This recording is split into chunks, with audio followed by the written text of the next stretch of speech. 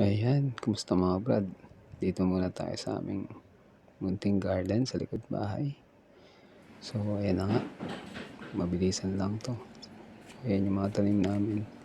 Instead na halaman, nagtanim na lang kami ng mga gulay like kamatis, onion leaves, tapos yun, siling labuyo, tapos yan, saluyot.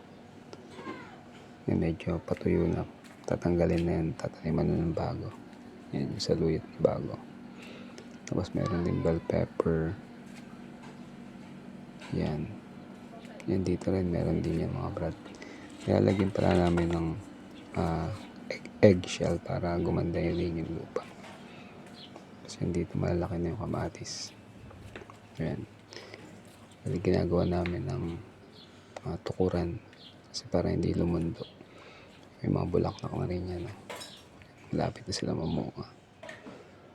Tapos, yan, meron din kami ditong mga aloe vera. Ayan, luyan dilaw. Yun yung mga halaman dati. Tapos dito din yung mga taga Disneyland. Yan, si Daffy Duck at si Daisy Duck.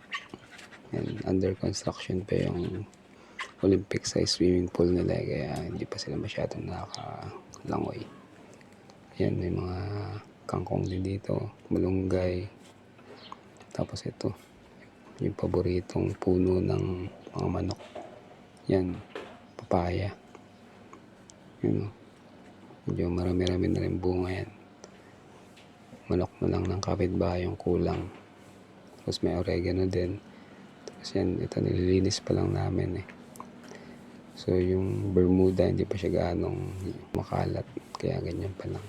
So ayun, abangan nyo na lang po sa mga susunod na episode kung paano magiging kalalabasan nitong ating vegetable garden at kung paano rin po natin pararamihin ang ating mga ducks. Maraming salamat po sa panonood. God bless us.